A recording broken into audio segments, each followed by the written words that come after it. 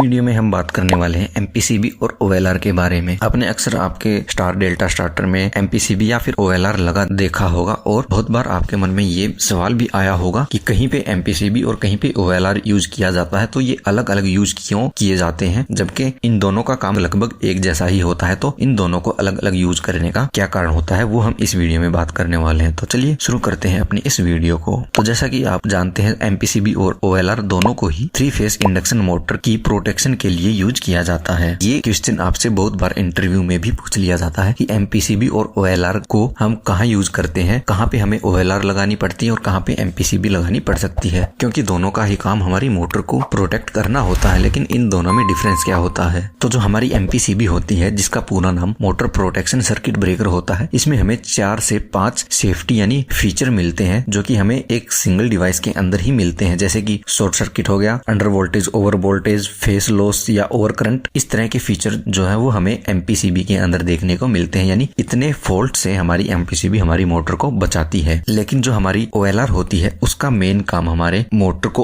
Overload होने की condition में ही प्रोटेक्शन देना होता है। अगर हम हमारी मोटर की प्रोटेक्शन के लिए VMR, over voltage, under voltage, face preventer, कुछ इस तरह के इतने सारे डिवाइस जो है वो यूज कर रहे हैं, तो हम इन सब की जगह पे सिर्फ एक एमपीसीबी का ही इस्तेमाल कर सकते हैं। इसके अलावा जो हमारी ओएलआर होती है उसकी जो रेटिंग होती है वो स्मॉल करंट रेटिंग होती है, जबकि जो हमारी एमपीसीबी होती है वो हाई करंट रेटिंग के साथ आती है। इंडस्ट्री में आपको लगभग 630 एम्पियर तक की एमपीसीबी देखने को मिलती है, लेकिन इनकी जो कॉस्ट होती है वो बहुत ही ज्यादा होती है, जबकि ओएलआर की कॉस्ट एमपीसीबी के मुकाबले बहुत ही कम होती है। इन दोनों में एक अंतर ये भी होता है कि जो हमारी एमपीसीबी होती है वो अगर ट्रिप हो जाती है तो उसको हम सिर्फ मैनुअली मोड में ही रीसेट करके दोबारा ऑन कर सकते हैं। इसमें सिर्फ कुछ स्पेशल टाइप की एमपीसीबी ही आती हैं जो ऑटो में रीसेट हो जाती हैं, जबकि जो हमारी ओएलआर होती है वहां पे हमें ऑटो और मैनुअल दोनों मोड देखने को मिल जाते हैं कि अगर हमारी ओएलआर ट्रिप करवाती है तो ये ऑटो में ऑन हो या मैनुअल में ऑन हो, इसके लिए हम यहाँ पे सिलेक्ट कर सकते हैं। ओएलआर हमें इलेक्ट्रोमैकेनिकल प्रोटेक्शन प्रोवाइड करवाती है, क्योंकि इसमें एक बाईमेटेलिक स्ट्रिप यूज की जाती है, जिसकी वजह से हमारी जो ओएलआर है ये मोटर को ट्रिप कराती है। तो जैसे जैसे हमारी मोटर का लोड बढ़ता जाता है तो जो ये बाईमेटेलिक स्ट्रिप है ये हीट होती रहती है और धीरे धीरे हीट होते होते ये एक टाइम पे आके मुड़ जाती है और मोटर को ट्रिप करवा देती है। इसी कारण से जो ट्रिपिंग टाइम है हमारी ओएलआर का वो थोड़ा सा ज्यादा होता है हमारी एमपीसीबी के मुकाबले, क्योंकि इसमें बाईमेटेलिक स्ट्रिप होती है तो वो धीरे धीरे गर्म होती है और गर्म होने में टाइम लेती है और उसके बाद ही जाके ट्रिप होती है। इसीलिए इसका जो ट्रिपिंग टाइम है वो बहुत ही स्लो होता है, जबकि जो हमारी एमपीसीबी है उसका ट्रिपिंग टाइम बहुत ही कम होता है। वो बहुत ही जल्दी हमारे फॉल्ट को सेंस करती है और तुरंत ही मोटर को ट्रिप करवा देती है। अगर हमें हमारी मोटर में सिर्फ ओवरलोड प्रोटेक्शन की जरूरत है, बाकी प्रोटेक्शन हमें नहीं चाहिए, तो हम हमारी मोटर में ओएलआर का उपयोग कर सकते हैं। और अगर हमें हमारी मोटर के लिए मल्टी सेफ्टी चाहिए है और फास्ट ऑपरेशन चाहिए है, मल्टी सेफ्टी जैसे overload, over current, over voltage, under voltage, short circuit, कुछ इतनी तरह की जो हमें सेफ्टियां चाहिए होती हैं, तो इसके लिए हम एमपीसीबी का उपयोग कर सकते हैं। इसके अलावा आप कॉस्ट भी देख सकते हैं। अगर आप चाहते हैं कि जो आपकी कॉस्ट है वो कम आए, इसके लिए भी आप ओएलआर का यूज कर सकते हैं एमपीसीबी की जगह। और आपकी जो प्रायोरिटी है वो आपकी मोटर को सेफ रखना है, आपके डिवाइस को सेफ रखना है, तो इसके लिए आप एमपीसीबी को प्रेफर कर सकते हैं। एक मेन कारण और इनमें होता है, जैसे मान लीजिए आपकी जो ओएलआर है उसमें कोई प्रॉब्लम आती है तो आप उसको चेंज कर देंगे, आपको सस्ती पड़ेगी। लेकिन जो हमारी एमपीसीबी है वो इतने सारे सेफ्टी फीचर के साथ आती है, अगर उनमें एक सेफ्टी फीचर भी काम करना बंद कर देता है तो भी हमें पूरी की पूरी एमपीसीबी बदलनी पड़ेगी। तो ऐसी कंडीशन में हमें ये बहुत ही महंगी पड़ सकती है। इसको देखते हुए भी आप डिसीजन ले सकते हैं कि आपको ओएलआर का उपयोग करना है या एमपीसीबी का उपयोग करना है। अब अगर आप ये जानना चाहते हैं कि आप अपनी मोटर के लिए कॉन्टैक्टर का सिलेक्शन कैसे कर सकते हैं, तो इसके लिए आप हमारी राइट वाली वीडियो देख सकते हैं। और अगर आपकी मोटर में ओवर हीटिंग का जो इश्यू होता है वो क्यों आता है, इसके क्या रीजन हो सकते हैं, इसके क्या क्या सोल्यूशन होते हैं, इसके बारे में जानना चाहते हैं, तो इसके लिए आप हमारी लेफ्ट वाली वीडियो देख सकते हैं।